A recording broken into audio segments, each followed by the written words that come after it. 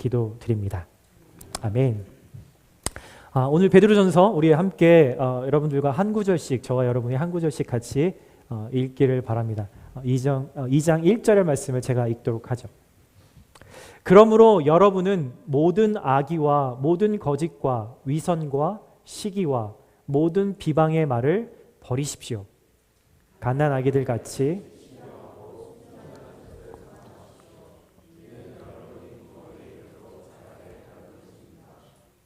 여러분이 주의 인자하심을 맛보았으면 그렇게 하십시오. 사람에게는 버림을 당하셨으나 하나님께는 택하심을 받은 보배로운 산돌이신 예수님께 나아가 여러분 자신도 산돌들처럼 신령한 집으로 세워지십시오. 그래서 예수 그리스도로 인해 하나님께서 기쁘시게 받으실 만한 제사를 드리는 거룩한 제사장이 되십시오. 성경에 기록되기를 보라 내가 택한 보배롭고 모퉁이 돌 흉에 둔다. 그를 믿는 사람은 결코 수치를 당하지 않을 것이다 라고 했습니다. 그러므로 믿는 여러분에게는 보배이지만 믿지 않는 사람들에게는 건축자의 버린 돌이 모퉁이의 머릿돌이 됐다고 했고 또한 거치는 돌과 넘어지게 하는 바위가 됐다고 했습니다. 그들이 말씀에 순종하지 않으므로 넘어지니 이는 그들이 그렇게 되도록 정하셨기 때문입니다. 그러나 여러분은 택하신 족속이요 왕 같은 제사장들이요 거룩한 나라요 그분의 소유된 백성이니 이는 여러분을 어둠에서 불러내어 그분의 놀라운 빛으로 들어가게 하신 분의 덕을 하시기 위한 것입니다. 여러분이 전에는 백성이었으나 이제는 하나님의 백성이며 전에는 자비를 얻지 못했으나 이제는 자비를 얻은 사람들입니다. 아멘. 여러분 드라마 좋아하세요? 네, 교회에서 드라마 얘기하면 왠지 정죄당할 것 같은 그런 생각이 드시는지 모르겠지만 저도 드라마 좋아합니다. 좋은 드라마를 보는 거를 좋아하는데요. 오늘은 드라마 이야기를 먼저 좀 시작해 볼게요. 제가 참 재밌고 되게 참 따뜻하게 보았던 여러 가지 드라마 중에서 응답하라 시리즈 여러분들 잘 아실 것 같아요. 많이들 보셨을 것 같습니다. 뭐 1994, 1998, 뭐 1995 이렇게 시리즈들이 나왔는데 오늘 제가 기억에 남았던 것이 바로 응답하라 1988이죠. 많은 분들이 이 드라마를 보셨을 거라고 생각해요. 1970년대, 80년대 서울의 강북의 한 변두리 지역을 배경으로 일반 사람들이, 그냥 서민들이 살아가는 삶의 그런 배경인 드라마죠. 그래서 연세가 좀 있으신 분들도 혹은 저같이 70년대 생인 사람들도 그리고 그 시절을 잘 모르는 젊은 사람들에게도 참 어필했던 드라마였습니다. 여기서 여러 가정들이 그 골목에 있는 여러 가정들이 나오는데 한 가정에 저 잘 아시죠? 덕선인의 이 가정이 나옵니다.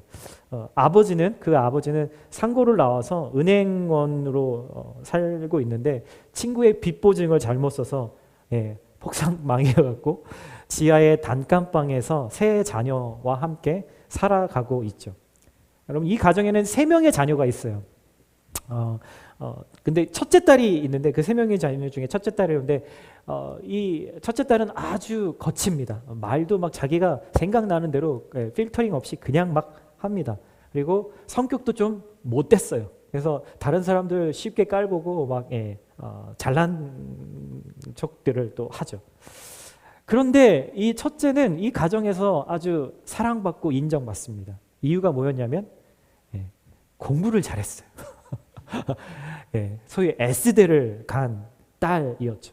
아무런 도움도 서포트도 해주지 않았는데 S대를 갔어요. 그러니까 성격이 아주 험악하고 말도 막 해도 다 용서가 되는 거예요. 그리고 둘째가 있고 그 다음에 막내가 있습니다. 막내 아들은 공부도 잘 못해요. 그리고 항상 비리비리합니다. 뭔가 이렇게 자기 주장도 뚜렷하게 얘기하지 못하는 것 같고 앞으로 잘 살아갈 수 있을까 그런 걱정이 있는 아들인데 항상 사랑을 받습니다. 여러분 왜요? 아들이니까. 지금 젊은 세대들은 잘 이해하지 못할지 모르겠지만 이 당시까지만 해도 아들이라면 모든 게 용납되고 모든 걸 우선순위로 받게 되는 이유가 됐었죠. 첫째도 그렇고 셋째도 그렇고 항상 사랑받고 용납되는 거예요. 근데 중간에 둘째가 있습니다. 덕선이라는 여자아이죠. 근데 이 아이는 공부 잘 못합니다. 그리고 뭔가 특별히 잘하는 것도 없어요. 맨날 학교도 지각이고 공부에는 관심이 없고 그런 딸이에요. 아무리 노력해봐도 똘똘한 언니와 또 자신의 가문을 이을 이 아들, 이 막내 틈에서 자신이 부모님에게 사랑받을 수 있는 방법이 거의 없어 보여요. 그래서 둘째 덕선이가 어떤 결정을 하냐면 착한 딸이 되기로 결정합니다. 물론 그의 성품이 착해서 그럴지 모르겠지만 참습니다. 언니의 그 폭언과 핍박에도 동생의 그 교만함에도 늘 참고 또 배려하고 양보하죠. 그렇게 덕선이는 자신의 가정 안에서 자신의 포지셔닝을 그렇게 하는 것을 보게 됩니다. 그리고 나서 이 이후에 이 드라마 후반부에 이들이 나중에 어떤 어른이 되고 어떤 삶이 되는지를 잠깐씩 보여주는데 그 나중에 이들이 어른이 되어서 삶이 이해가 돼요. 이들이 살아온 그런 배경들을 보다 보면 저래서 저런 사람이 되었구나 라는 것을 보게 된다라는 거죠. 자신의 어린 시절의 그 정체성이 내가 어떻게 살아야겠구나 라고 생각하며 살았던 그것이 그들의 삶의 결과되고 열매가 되어서 성인이 되고 가정을 이루는데 아주 중요한 영향을 미치고 있었다라는 것을 보게 되는 거죠. 오늘 여러분들과 함께 나눌 말씀이 바로 정체성, 아이덴티티에 대한 이야기를 나누려고 합니다. 나는 누구인가? 나는 어떤 사람인가? 나는 어떤 인생을 살 것인가? 보통 이런 질문들이 우리의 아이덴티티에 대한 질문이죠. 여러분 이런 질문들은 질풍노도의 시기 뉴스나 아니면 우리 청년들, 대학생 아직 인생의 잡이나 어떤 안정된 삶을 얻지 못한 단계에서만 질문해야 하는 것이 결코 아닙니다. 우리가 1살이 됐든 아니면 100살이 됐든 상관없이 특별히 그리스도인들에게는 매일매일 우리의 정체성을 생각하고 점검하고 내가 가고 있는 방향이 옳은 방향인지를 끊임없이 질문하고 답할 수 있어야 한다라는 거죠. 저희 집에서요 차를 타고 이렇게 골목을 나오면 바로 94번 고속도로가 나옵니다. I-94 94이 나오는데요. 저렇게 나와요. 이쪽 왼쪽으로 가면 시카고, 오른쪽으로 가면 디트로이트로 가는 거죠. 근데 가끔씩 시카고를 가는 게 버릇이 되어서 디트로이트로 가야 되는데 아무 생각 없이 시카고 쪽으로 방향을 틀어서 한 5분 10분 가다가 여기가 아니네 라고 다시 돌아온 적들이 있습니다. 그리고 정반대의 경우도 있죠. 운전하고 하는 거라면 얼마든지 10분 15분 좀 늦더라도 다시 돌아올 수 있어요. 그런데 여러분 우리의 인생의 방향성 그리고 우리의 정체성의 갈림길이라고 한다면 우리가 어느 방향으로 가는 것이 정말로 중요합니다. 이 길이 아닌가벼 라고 생각하고 돌아오면 그럴 수 있지만 정말 많은 어려움과 또 손해와 고통을 우리가 경험하게 되는 것 같이 우리가 정말 어떤 길을 선택하는지 방향을 선택하는지가 너무나 중요한 것이죠. 오늘 베드로전서 2장에서 오늘 바로 그런 이야기를 해주고 있어요. 그리스도인들인 저와 여러분이 어떤 인생의 방향의 표지판을 가지고 가야 할지 너무너무나 중요하게 짚어주고 있다라는 것이죠. 지난 주일날 저희가 야고보서를 봤습니다. 이번 주는 우리가 함께 읽었던 것은 베드로서예요. 베드로전서 후서가 있죠. 여러분 베드로가 썼어요. 예수님의 12제자 줄 중에서 가장 아주 수제자라고 하는 리더였던 이 베드로가 썼던 편지인데 예수님이 죽으시고 부활하시고 승천하신 지 60년 정도가 지난 시점에 쓰여진 편지입니다. 이 60년 정도가 지난 시점이라고 하면은 지난주에도 제가 설명드렸지만 그리스도인으로 사는 것이 너무나 힘든 시절이었어요. 엄청난 박해들이 시작되고 있는 시점이었죠. 로마의 네로 황제가 어떤 인물이었는지를 아실 거예요. 많은 분들이 아실 텐데 그 네로 황제가 통치를 시작했던 시점이었습니다. 엄청난 박해가 일어나고 있었고 일어날 예정이었던 거죠.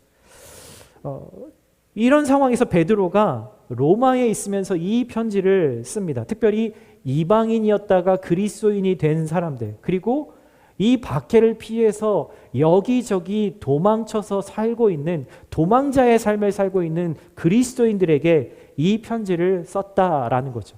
지금 조 동그라미 친 지역에 살고 있는 사람들이었어요. 본도, 갈라디아, 갑바도기아 뭐 이런 지역이죠. 다 터키, 지금의 터키 땅입니다. 투르키에라고 이름이 바뀌었지만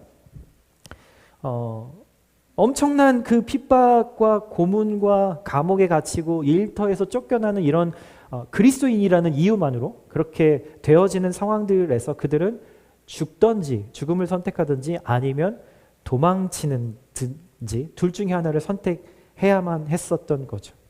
그래서 이러한 지역으로 도망쳐서 흩어져서 살기 시작했어요. 제가 터키 땅에 가서 이 지역을 한번 가본 적이 있으면 저렇게 정말 신기한 지형들이 많습니다. 저런 높은 그 돌들이 암석들이 저렇게 불쭉불쭉 솟아나 있는 지형인데 곳곳에 구멍이 뚫려 있고 거기에 동굴들이 파져 있습니다. 이곳에 들어가서 숨어서 살기도 했고요. 또 그 곳의 땅 지하로 들어가면 저렇게 그리스도인들이 도망쳐서 그렇게 살면서 그 땅을 파서 지하 도시를 저렇게 만들어서 그 땅에서 그 지하에서 살았다라고 하죠. 터키에는 이런 지하 세계가 지금까지 40% 정도밖에는 발굴이 되지 않았대요. 그래서 저기를 탐험하다 보면은 표지판이 딱 가로막아요. 여기 이상으로 넘어가지 말라. 왜냐하면 아직 지도가 그 어떻게 되는지를 아직 발견해내지 못해서 실제로 못 돌아온 관광객들이 몇 명 있다라는 이야기를 저도 들었습니다.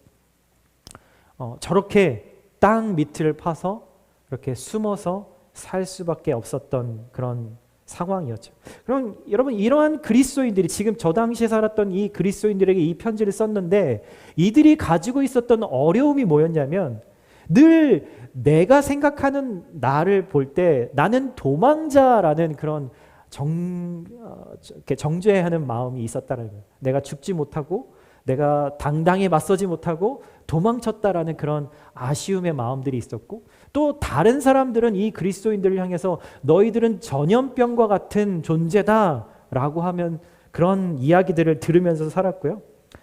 그러니까 이들 안에 있는 문제는 뭐냐면 내가 생각하는 나와 다른 사람들이 나에 대해서 생각하는 그 말들이 일치가 되지 않으니까 너무나 혼란스럽고 어려운 마음 가운데서 이들이 살고 있었다라는 거죠.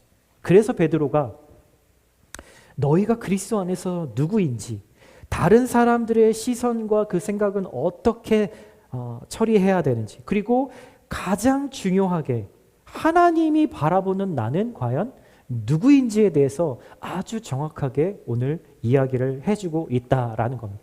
9절의 말씀이죠. 한번 같이 읽어볼까요? 시작. 그러나 여러분은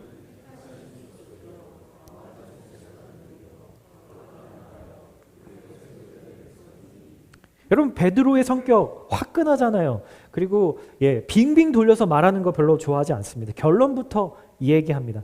하나님이 생각하시는 나의 정체성에 대해서 저렇게 이야기를 하는 거죠. 하나님은 나를 택하신 나는 하나님의 택하신 사람이라는 거예요. 그리고 예수님이 오시기 전에 오직 하나님 앞에 나아갈 수 있었던 제사장과 같은 그러한 존재라는 거죠. 당시의 제사장은 왕이기도 했잖아요. 그리고 하나님이 내 아버지가 되고 나는 그분의 아들과 딸이라고 우리의 정체성을 아주 분명하게 얘기합니다. 한마디로 말하자면 이런 말이에요. 하나님이 이렇게 우리에게 얘기하시는 거죠. 너는 내가 인정해. 너는 내가 개런티해.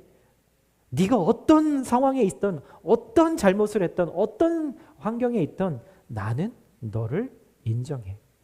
너는 내 거고 나는 너의 것이야 라고 하나님이 지금 우리의 정체성에 대해서 그렇게 이야기를 해주시고 계신 거예요. 여러분, 하나님이 아담을 먼저 만드시고 그 다음에 하와 여자를 만드실 때 아담의 뼈를, 갈비뼈를 하나 취해서 만드셨다고 창세기에 그렇게 나오잖아요. 그러면서 아담이 그 하와를 보고 무슨 말을 했는지 기억나세요? 내 뼈 중에 뼈요, 살 중에 살이라. 이게 무슨 뜻이냐면요, 내 모든 것을 다 주고라도 바꿀 수 있을 만큼 너는 나에게 진짜 제일 중요한 존재야 라는 말인 거예요. 여러분들 남편분에게 혹은 여러분 아내분들에게 혹은 여러분 자녀들에게 여러분들의 가족들에게 이런 말을 하고 이런 말을 들으면서 살고 계신가요? 웃으시는 그냥 웃으시는 분들도 계시겠지만 하나님이 나에게 그런 존재라고 지금 말씀하고 계신 거예요. 그래서 여러분 스바냐서 3장에도 우리에 대해서 하나님이 어떻게 생각하시는지를 너무 아름답게 표현되어 있습니다. 한번 이 구절의 말씀도 한번 같이 한번 읽어볼까요? 시작. 여호와가 너희 가운데 계시니 그는 구원을 베푸실 전능자시라. 그가 너로 말미암아 기쁨을 이기지 못하시며 너를 잠잠히 사랑하시며 너로 말미암아 즐거이 부르며 기뻐하시리라 하리라. 여러분, 이 스바냐 선지자가 지금 하나님으로부터 그 말씀을 받고 지금 여러분들에게 그 말씀을 대신 전해주고 있다라는 거예요. 여러분, 누군가가 여러분들이 너무 좋아서 막 몸을 막 부르르 떨 정도로 얼굴을 부비고 싶고 막 정말 사랑해서 뭘 해주지 못해서 막 안달이면서, 그리고 나를 위해서 누군가가 노래를 지어서 아름다운 노래를 지어서 불러주고 있다면 여러분 어떤 마음이 들까요? 여러분, 우리가 바로 하나님에게 그런 존재라는 거예요. 여러분 믿으세요? 옆에 분에게 한번 좀 그런 얘기 좀 해줄까요? 내가 그런 사람이에요 하고 한번 얘기해 주세요. 내가 그런 사람이에요. It's me. 여러분, 이런 음성, 하나님의 마음을 들으면 여러분 어떤 생각이 드세요? 두 가지 생각이 분명히 드실 겁니다. 하나는 나는 내가 감히 생각했던 것보다 훨씬 연약하고 허물 많은 사람이다. 사랑을 받을 때, 사랑 고백을 받을 때 그런 마음이 우리 안에 드는 거죠. 난 그럴 만한 존재가 아닌데 라는 생각. 또 한 가지는 뭐냐면 동시에 내가 감히 바랐던 것보다 더 많은 사랑을 하나님께 받고 있고 더 깊은 용납을 내가 받고 있구나 라는 것을 우리가 깨닫게 된다라는 거죠. 여러분, 이게 복음의 능력입니다. 그런데요, 여러분, 오늘 제가 말씀드리고 싶은 것은 바로 이거예요.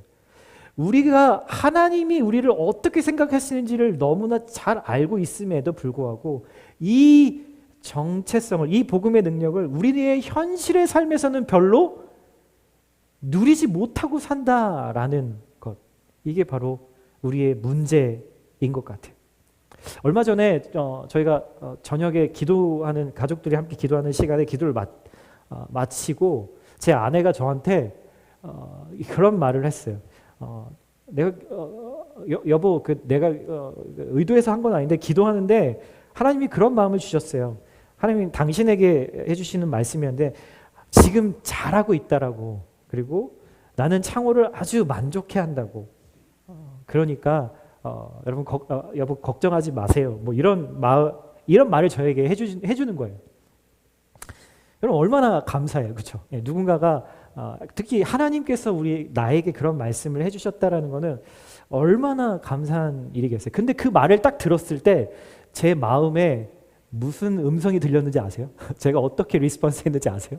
제가 입으로 말을 하지 않았지만 이렇게 제 마음속에 말이 들리는 것을 깨달았어요. 이런 내가 만족스러우시다고요? 하나님, 이건 아니죠. 나도 내가 만족스럽지 않은데 내가 이것도 못하고 저것도 잘 못하고 있는 거 하나님도 다 아실 텐데 그럴 리가 없어요. 진짜 제 마음에 이런 마음의 리스폰스를 하는 거예요. 저도 놀랐어요. 하나님이 나에게 하신 그 말씀을 제가 리젝트하고 받아들이지 않는 거예요. 분명히 하나님이 그 하나님의 마음을 제 아내를 통해서 대신 전달해 줬는데 받아들이지 못하고 있는 제 자신을 보고 있는 거죠. 여러분도 혹시 그러실 때가 있지 않으세요? 누군가 나에게 막 칭찬을 해주고 격려를 해주면 그것을 있는 그대로 받아들이지 못하고 내가 내 스스로를 판단하고 나 스스로를 더 디그레이드 해가지고 그건 아니야, 그건 아니지, 이 정도는 해야지, 이 정도를 넘어서야지 내가 칭찬받고 내가 용납받을 수 있지 라고 생각할 때가 의외로 너무나 많다라는 거예요. 여러분 왜 그럴까요? 우리는 왜 이 모양일까요? 그 이유는요, 내가 생각하는 내 자신과 하나님이 생각하는 내가 다르기 때문이에요. 근데 그 왜 다를까요? 왜 다를까요? 여러분, 하나님이 나를 이렇게 막 노래를 불러서 만들어서 불러주실 정도로 그 사랑의 세레나데를 불러주실 정도로 그런 사랑을 하신다고 그렇게 존귀한 내 아들이라고 딸이라고 말을 해도 그것을 받아들이지 못하는 이유는 내가 생각하는 내 자신이 더 중요하기 때문이에요. 여러분, 그리고 성경은 이 이유가 바로 우리의 교만함에서 비롯된다라고 이야기를 합니다. C.S. 루이스라는 신학자가 인간의 교만에 대해서 아주 날카롭게 이렇게 정리를 해줍니다. 제가 한번 읽어볼게요. 한번 들어보세요. 교만은 단순히 무언가를 가지는 것에 만족하지 못하고 옆 사람보다 내가 더 가져야만 만족하는 마음이다. 우리는 사람들이 돈 많고 똑똑하고 잘생기고 예쁜 것을 뽐낸다라고 말하지만 사실은 그렇지 않다. 그들은 남보다 더 돈이 많아야 하고 남보다 더 똑똑해야 하고 남보다 더 잘생겨야 하고 남보다 더 나은 것을 얻어야 한다고 생각하는, 모든 사람이 똑같이 다 돈 많고 잘생기고 예쁘고 다 그렇다면 이 세상에 교만할 사람은 단 한 사람도 없다. 이렇게 이야기해요. 여러분 동의가 되세요? 여러분, 그래서 인간이 고통스러운 겁니다. 하나님을 떠난 사람의 마음은 허무함 가운데 있는데, 공허함 가운데 있는데 그 공허함 자체가 고통이거든요. 그래서 끊임없이 열심히 분주함으로 바쁨으로 내 삶을 다른 것들로 채우려고 하죠. 여러분, 이것이 하나님을 떠난, 그리고 하나님의 정체성이 아니라 내가 세상에 말하는 나 자신의 기준으로 본 내 상태가 바로 이렇다라는 것이죠. 여러분, 이 교만함, 열등감, 또 여러 가지 이런 내 정체성의 문제의 핵심은 내가 나를 어떻게 생각하느냐에 따라 달라집니다. 그래서 많은 심리학과 자기개발 이런 책들에서는요, 뭐라고 얘기하냐면요, 네 생각을 바꿔라, 네 마음을 바꿔라, 그러면 성공할 거다라고 얘기합니다. 여러분, 북스토어에 한번 가보세요. 그러면요, 대부분 베스트셀러의 60% 정도는 다 이러한 책들입니다. 성공학, 심리학, 그리고 그 책들이 공통점으로 얘기하는 게 뭔지 아세요? 나 자신을 사랑하라 이거예요. 너 자신을 사랑하라 라는 거죠. 되게 아름답게 들리죠. 그러면 내 열등감의 문제가 해결될 거라고 말해요. 여러분, 그렇다면 이렇게 해서 우리의 문제가 해결될 수 있다면, 우리의 공허함과 우리의 고통과 우리의 분주함이 해결될 수 있다면 왜 계속해서 이런 책들이 계속해서 나오게 될까요? 문제는 우리는 이 책의 지시대로 내 마음을 바꾸고 싶고 내 생각을 바꾸고 싶지만 그게 생각처럼 쉽지가 않기 때문이잖아요. 그렇죠? 여러분, 그렇다면 하나님은 이 문제에 대해서 어떻게 이야기를 하실까요? 마태복음의 16장에 보면 24절에 이렇게 이야기합니다. 함께 읽어볼까요? 시작.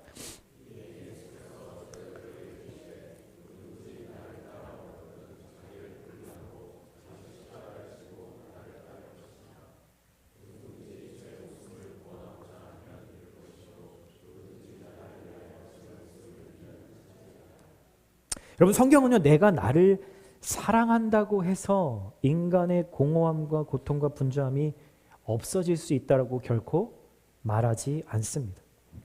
오히려 자기를 사랑하는 게 아니라 성경은 자기를 부인하는 것이 진짜 나를 사랑하는 방법이라고 말해요. 그리스도인으로서 가장 건강한 정체성을 가졌던 한 인물이 있어요. 여러분 잘 아시죠?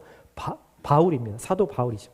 마치 94번 고속도로를 시카고 방향으로 달리다가 예수님을 만나고 정반대 디트로이트로 가는 인생을 살았던 인물입니다.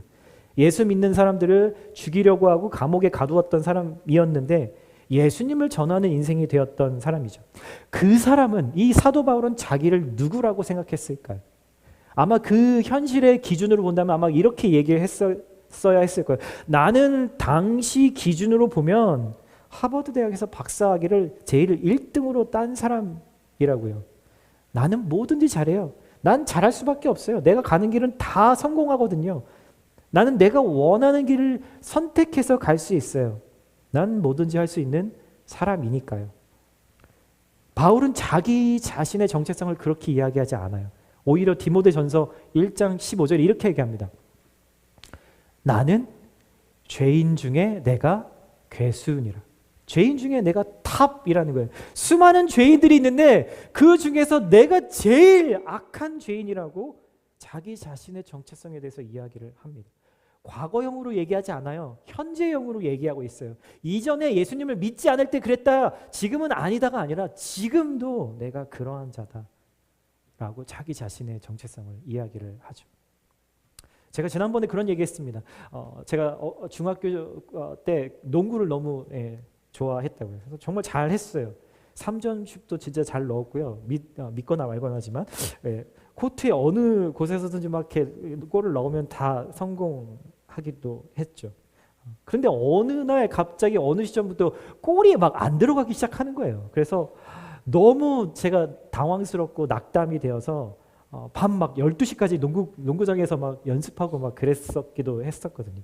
그런데 그렇게 막 애쓰고 있는 제 모습을 어떤 친구가 이렇게 보더니 저한테 그런 얘기를 하는 거예요.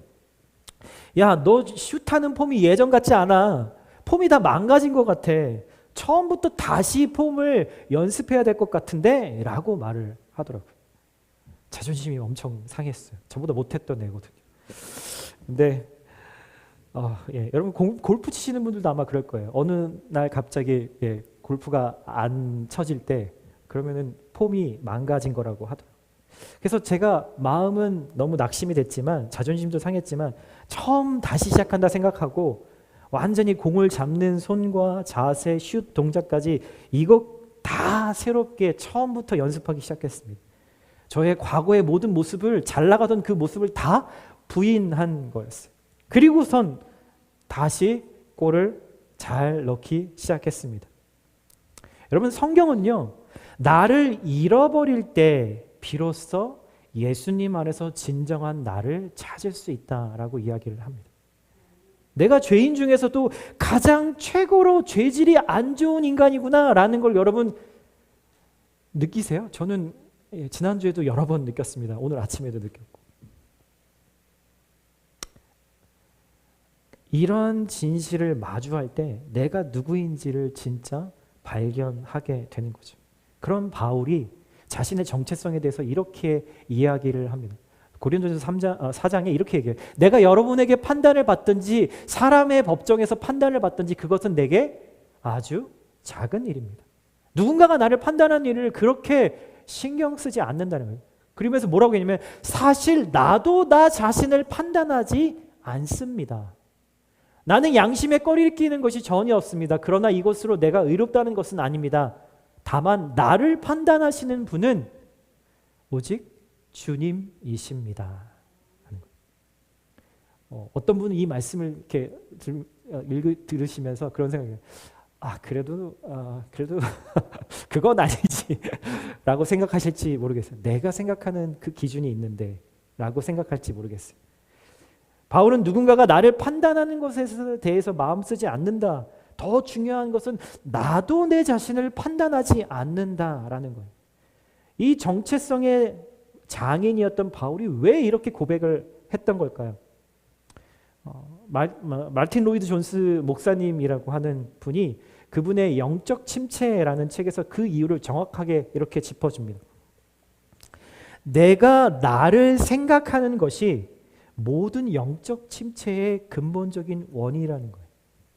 이게 무슨 말이냐면요. 여러분, 많은 사람들이 낙담하고 실망하는 이유는 내가 나에 대해서 생각했을 때 마음에 들지 않고 그리고 자신에게 실망했기 때문이라는 거예요. 이 말을 다르게 설명하면 자신은 이것보다 훨씬 더 괜찮은 사람인데 그리고 그런 것에 대한 기준이 있는데 그 기준에 도달하지 못하기 때문에 내가 실망한다라는 거죠. 누군가가 나에 대해서 비난하는 말을 하면 나는 안 그렇다고, 나는 아니라고 막 분노가 내 안에서 올라오죠. 또 누군가가 나를 칭찬하면 내 기준이 더 중요하기 때문에 칭찬을 있는 그대로 받아들이지 못하기도 합니다. 그래서 내 감정이 가는 대로 나에게 떠오르는 그 생각에 내 자신을 맡기면서 우리는 점점점 우울함과 우리의 침체 가운데로 들어가게 된다라는 거죠. 로이드 목사님은 이 영적 침체에 빠지지 않는 또 우울함과 이 절망에서 벗어나는 방법을 성경을 통해서 제시해 주세요. 누군가가 나를 판단하려고 할 때 여러분 그렇지 않으세요? 주변에서 그런 이야기들을 들으시잖아요. 내 자신이 또 나를 판단하려고 할 때 절망하거나 비교하거나 나를 불쌍히 여기거나 나를 사랑하는데 만족하지 말고 그보다 훨씬 더 중요한 일이 있는데 그 일부터 먼저 해야 한다라고 얘기하는 거예요. 그게 뭐냐면 바로 나 자신에게 말을 걸라라고 하는 거예요. 목사님 이게 무슨 말이에요? 여러분 내 마음과 생각이 나에게 말을 걸도록 그냥 내버려 두지 말고 내 마음에 드는 생각을 그대로 듣고 있지 말고 내가 먼저 내 마음과 생각에 말을 하라는 거예요. 예를 들어볼게요. 시편 42편에 보면은 아주 정확한 이그젬플이 나옵니다. 이 시편 42편에 보면은 어떤 한 저자가 자신의 상황을 이야기하는데 완전 최악 중에 최악인 거예요. 아무리 바쁘게 노력해도 바뀌지 않는 현실 때문에 그는 좌절합니다. 그리고 주변에 있는 사람들이 나를 보고 조롱하고 비난하고 있고요. 그래서 이 저자는 눈물 흘리고 분노하고 우울함으로 밑바닥을 완전히 헤매고 있는 상황인 거예요. 여러분 마음속에 이런 상황에서 이런 이야기가 들릴 법하잖아요. 야, 난 끝났어. 이것도 잘 못하면서 누구한테 인정받을 수 있을까? 난 아무래도 쓸모가 없는 것 같아. 난 실패할 것 같아.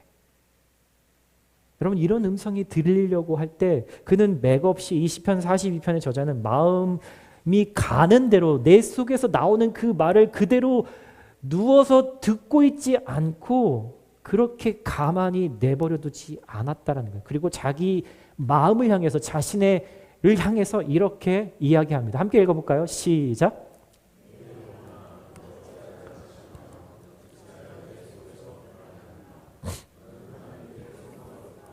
나는 그가 나타나 도우심으로 말미암아 내 하나님을 여전히 찬송하리로다. 아멘. 아멘.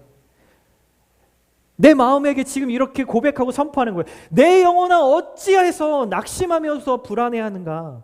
나는 하나님이 계시지 않는가? 전능하신 하나님이 나와 함께하고 계시지 않는가? 그는 자기 자신의 자아에게 말을 해주고 있는 거예요. 나도 내 자신을 판단하지 않는 거예요. 여러분 이것이 그리스도인의 정체성이고 이 정체성은 우리의 삶에서 가장 강력한 무기가 됩니다. 여러분 결국 건강한 정체성은요. 하나님의 말씀을 그 복음을 받아들일 때만 가능해집니다. 복음 안에서 나는 여전히 죄인이지만 그렇지만 여전히 사랑받는 하나님의 자녀라는 정체성을 받아들이지 못하면 자기가 자기를 판단하는 그 판단에서 우리는 계속 갇혀서 결코 자유로운 삶을 살지 못하는 거죠. 자신은 좀 더 괜찮은 사람이라는 착각 속에 빠져서 살고 있으면서 누군가가 자신을 무시할 때 내 안에 분노가 폭발하는 이유도 바로 여기에 있습니다. 내 생각으로 나의 정체성을 만들어 놓았거든요. 오늘 베드로가 단도직입적으로 이렇게 너희들은 하나님이 이렇게 생각하는 사람들이야 라고 말하죠.